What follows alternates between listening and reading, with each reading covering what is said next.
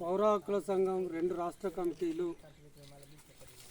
ఇవాళ డిసెంబర్ 22 నాడు నిజ నిర్ధారణ బృందం 13 మంది చేత ఇక్కడ చేరుకున్నది. ఈ సరిగ్గా ఎక్కడైతే ఎన్కౌంటరు జరిగింది అని చెప్తున్నారో ఈ చిన్న వాగు పేరు పాండ్లవాగు. ఇది ములుగు జిల్లా ఏటూరు నాగర్ మండలం చెల్పాకకు కోలమ్మ వాగుకు దగ్గరలో ఉన్న పూండ్ల చిన్న వాగు దగ్గర ఎన్కౌంటర్ జరిగిందని చెప్తున్న దాన్ని నిజాలు వాస్తవాలు ప్రజల్ని కనుక్కొని తెలుసుకోవటం కోసం ఇక్కడికి వచ్చాం. అయితే మేము వచ్చేసరికి మేము వస్తున్నామని తెలుసుకున్న పోలీసులు, మా సెల్ ఫోన్ల ద్వారా సమాచారం తెలుసుకున్న పోలీసులు మాతో గ్రామస్తులు ఎట్లా మాట్లాడాలో వాళ్ళకు ఆల్రెడీ ట్యూటరింగ్ ఇచ్చిపోయారు. మేము పోలీసులు వాళ్ళ నోటితోటి చెప్పిందే, మేమే మందు పెట్టామని అన్నంలో పెట్టామని చెప్పండి, పోలీసుల ప్రమేయం లేదని చెప్పండి అని వాళ్ళకు ట్యూటరింగ్ చేసి పెట్టారు. అట్లాగే మాకు ఎవరు సహకరించొద్దని కూడా, మమ్మల్ని ఘటనా స్థలానికి తీసుకెళ్ళొద్దని కూడా వాళ్లకు చెప్పి ఉన్నారు. కనుక గ్రామస్తులు భయగుప్పిట్లో ఉన్నారు.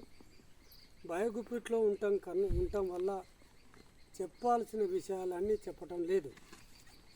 ఇక్కడ చెప్పనట్టుగా కొంత సమాచారం అయితే అందింది. మాకు అందిన సమాచారం మేరకు ఈ ఘటనను చూసిన స్థలాన్ని చూసిన మేరకు ఈ స్థలాన్ని చూస్తే కనుక ఇక్కడ నిజంగా ఎన్కౌంటర్ జరిగింది అని చెప్పటానికి ఎలాంటి ఆధారాలు లేవు. ఇక్కడ ఒక శవం ఓపెన్గా పడి ఉన్నది, రక్తం పారి ఉన్నది. అక్కడ 2 శవాలు పడి ఉన్నాయి, బహిరంగ ప్రదేశంలోనే పడి ఉన్నాయి.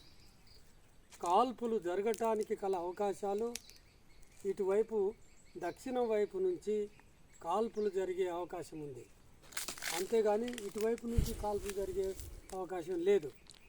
ఈ వీళ్ళు కూర్చున్న దానికి, శవాలు పడి ఉన్న దానికి,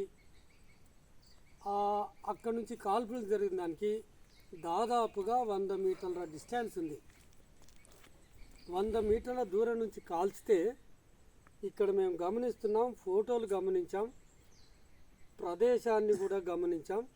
పాయింట్ బ్లాంక్ రేంజ్లో కాల్చినట్టుగా మనకు అర్థమవుతుంది. ఫోటోలో చూసినా మెదడు వచ్చి చిట్లి బయటపడింది. సంఘటన స్థలాన్ని చూసినా కానీ ఎవరైనా కానీ ఇక్కడి నుంచి కాల్పులు జరపాలనుకున్న వాళ్ళు ఒక కవర్ తీసుకొని, పొజిషన్ తీసుకొని కాల్చే ప్రయత్నం చేస్తారు. అదేమీ లేకుండా ఇక్కడ బహిరంగంగా వాగులో పడి ఉన్నాయి శవాలు. ఇదిగో ఇట్లా బహిరంగంగా పడి ఉన్నాయి అంటే దాని అర్థం ఏంటంటే, మనకు అంది వస్తున్న సమాచారం మేరకు వీళ్ళని ఎక్కడో ఏదో అన్నంలో మందు పెట్టారని ఆ పార్టీ వాళ్ళు ప్రకటించారు, ప్రజలు చెబుతున్నారు. ఆ విషయం పెట్టారు అనేది ప్రధానంగా విస్తరించిపోయింది. ఆ వార్త సర్క్యులేట్ అయ్యింది. అది వాస్తవం అయి ఉంటుంది. ఆ విషప్రయోగం జరిగిన తర్వాత స్పృహ తప్పి పడిపోయి ఉంటారు. స్పృహ తప్పి పడిపోయిన తర్వాత ఇక్కడ ప్రాణాలతో చిత్రహింసలు పెట్టి కాల్చి చంపిండ్రు. అయితే శవాలను ఎత్తిన గ్రామస్తులను కలిశాం. శవాలను ఎత్తేటప్పుడు భయంకరమైన వాసన వస్తుంది, ఆ చర్మం లేచి చేతులకు అంటుకుంటుంది. ఎట్లా సాధ్యం అది అంటే, ఇక్కడ చంపి ఇక్కడే క్యాంప్ వేసిండ్రు పోలీసు వాళ్ళు. తినుబండారాలు ఉన్నాయి, వాటర్ బాటిల్స్ ఉన్నాయి, చాలా వస్తువులు పడి ఉన్నాయి పోలీసు వాళ్ళే.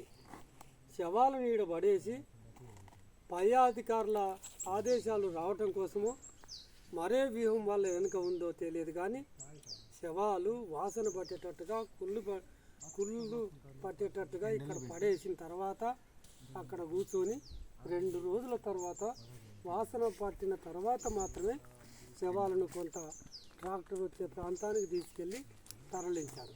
దీనివల్ల చాలా ఇది బూటకము ఎన్కౌంటర్ అని చెప్పటానికి చాలా సర్కమ్స్టాన్షియల్ మనకు ఈ సందర్భాన్ని బట్టి చాలా అర్థమవుతుంది. కనుక అన్ని ఎన్కౌంటర్ లాగానే ఈ చెల్పాక, పూలకొమ్మ వాగు, ముఖ్యంగా పూండ్ల వాగులో జరిగిన ఈ ఎన్కౌంటరు బూటకమని పౌర హక్కుల సంఘం ప్రకటిస్తుంది. దీని మీద సిట్టింగ్ జడ్జి చేత న్యాయ విచారణ జరిపించాలని కూడా డిమాండ్ చేస్తూ ఉన్నాం. మేము కోర్టులో వేశాం. కోర్టులో వేసి మరి జరిగిందా లేదా, ఆ వస్తున్న వాదన ఏదైతే ఉందో విషప్రయోగం జరిగిందా లేదా తిరిగి పోస్ట్మార్టం చేయమని కోర్టులో వేస్తే న్యాయస్థానాలు కూడా పోస్ట్మార్టం చేయడానికి అంగీకరించలేదు. ఇంకా ఈ రిపోర్ట్ రావాల్సింది ఫోరెన్సిక్ ల్యాబ్ వల్ల.